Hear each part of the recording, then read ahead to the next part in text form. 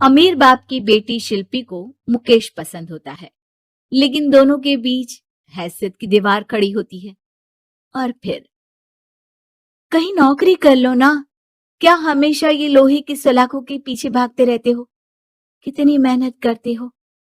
शिल्पी, नौकरी से कुछ नहीं होगा। तुम लोगों की हैसियत तक पहुंचना है तो अपना ही बिजनेस करना पड़ेगा, वरना तुम्हारे पापा किसी और से तुम्हारी शादी करवा देंगे। अच्छा, ऐसे किससे करवा देंगी? मैं तो तुमसे ही शादी करूंगी। बोल दिया तो बोल दिया, बस। मुकेश उस बेचारी को समझाता भी तो क्या। दुनिया के रीति रिवाजों से काफी दूर थी शिल्पी। भले ही बड़े बाप की बेटी, लेकिन सादगी इतनी कि क्या कहना। बेटा शिल्पी, कल तुमको देखने लड़के वाले आने वाले हैं, तैयार रहना। मैंने तुम्हारी माँ को समझा दिया है। घर के सारे नौकर चाकर को वो समझा देगी कि स्वागत कैसे करना है। कैसी बात कर रहे हैं पापा? मैं तो मुकेश से प्यार करती हूँ, उसी से शादी करूंगी। मैंने आपको बताया था ना। मुकेश किसका बेटा है? वो स्टील किंग सिंघानिया का, या वो जो बड़े ज्वेलरी वाले हैं मेहता, उनका? नहीं नहीं पापा, अ, वो अपना ही काम करता है, लेकिन एस्टेब्लिश नहीं है अभी। पापा, वो आपके पास तब आएगा जब कुछ बन जाएगा। आप प्लीज थोड़ा सा वक्त दे दीजिए। पिता को शिल्पी की बात पर गुस्सा आ जाता है। वो उससे कुछ नहीं कहते और शिल्पी की माँ के पास जाते हैं। ये संस्कार देकर बड़ा किया तुमने शिल्पी को, और कैसे मैं किसी भिखारी के साथ उसकी शादी कर दूं? कौन है ये मुकेश? मैं जानती हूँ, बड़ा ही होनहार लड़का है। शिल्पी से बहुत प्यार करता है और शादी करना चाहता है। अरे ऐसे कैसे मैं किसी से भी अपनी बेटी की शादी कर दूं? कोई भी उठकर आए और कहे कि मैं शादी करना चाहता हूं तो मैं शादी कर दूं? कान खोल कर सुन लो, कल उसे अच्छे से तैयार कर देना, क्योंकि जो लड़का मैंने देखा है शिल्पी के लिए, वो करोड़पति घर का बेटा है, समझी?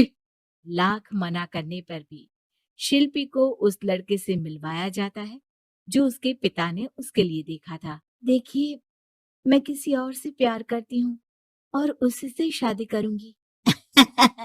ये तो बहुत अच्छी बात है कि तुम किसी और से प्यार करती हो, क्योंकि मैं भी किसी और से प्यार करता हूँ।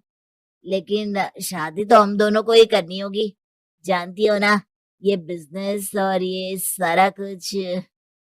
शिल्पी को समझ में नहीं आता कि वो क्या कह रहा है, लेकिन वो समझ जाती है कि वो लड़का भी किसी और से प्यार करता है। पिताजी, वो भी कह रहा था कि वो किसी और से प्यार करता है। हाँ तो करने दो ना, हमने तो नहीं रोका। तुम अपना देखो, शादी के लिए हाँ कर कर गया है वो। लेकिन क्यों? अरे वो और मैं दोनों ही एक दूसरे से प्यार नहीं करते, फिर शादी क्यों कर ले? पापा, एक बार सिर्फ मेरे कहने पर आप मुकेश से मिल ले।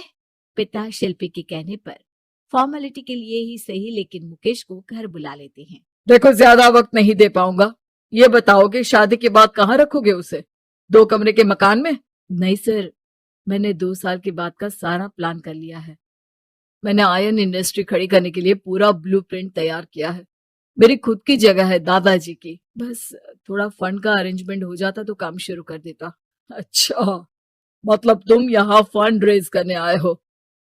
मुकेश समझ जाता है कि उसके पिता शिल्पी की शादी उससे कराने के मूड में नहीं है।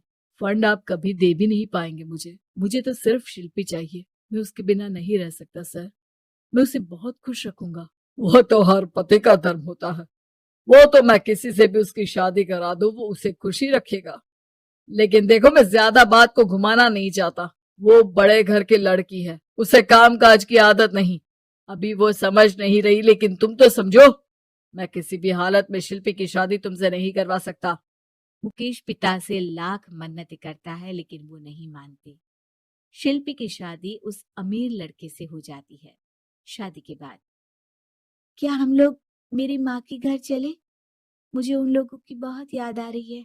हाँ हाँ, जाओ जाओ। वैसे भी आज मैं अपनी गर्लफ्रेंड के साथ मसूरी जा रहा हूँ, तुम जा सकती हो। कैसी बात कर रहे हैं? अब हम लोगों की शादी हो गई है, आप कैसे किसी और लड़की के साथ जा सकते हैं? अरे मैंने तो तुम्हें शादी के पहले ही बता दिया था कि मेरी कुछ गर्लफ्रेंड्स है। अब प्लीज ये टिपिकल बीवी वाला रोना धोना शुरू मत कर देना। शिल्पी पिता के घर जाती है और माता पिता को सारी बात बता देती है। इतना गंदा इंसान निकलेगा, मैंने तो सोचा ही नहीं था। अरे क्यों कराई मेरी फूल जैसी बेटी की शादी ऐसे घर में? और तो क्या हो गया? शुरू शुरू में हर घर में ऐसा होता है, धीरे धीरे ठीक हो जाएगा। और वैसे भी उन लोगों के साथ हम लोगों की एक बड़ी डील फाइनल हुई है, समझी? उन लोगों से रिश्ता बनाकर रखो, तभी पैसों की बारिश होगी। पापा, अब समझ में आया कि आपने मेरे साथ ऐसा क्यों किया।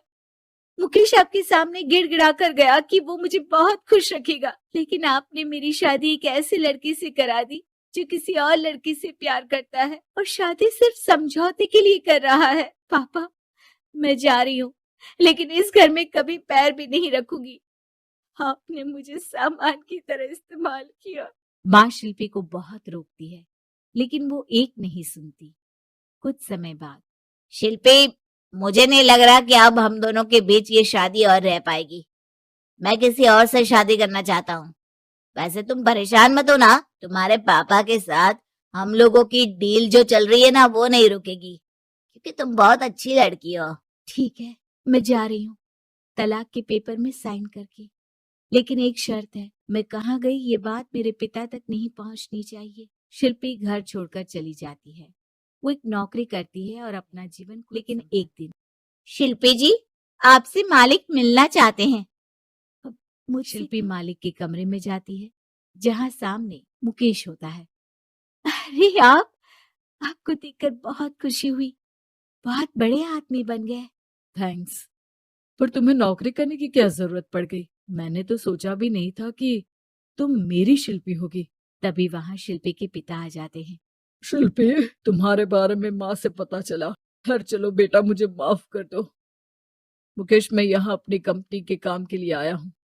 तुम्हारी कंपनी की डील अगर हमें नहीं मिली तो हम बर्बाद हो जाएंगे। वैसे अब तुम चाहो तो शिल्पी की शादी मैं तुमसे कराने को तैयार हूँ। बस करिए पापा, ये क्या सौदा लगा रखा है आपने? जिस कंपनी से आपकी डील हो, अपनी बेटी की शादी उसी के घर करा देते हैं। शिल्पी मुकेश से माफी मांगती है और वहां से जाने लगती है कि मुकेश उसे रोक लेता है। रुको शिल्पी, ये सब कुछ तुम्हारे लिए है।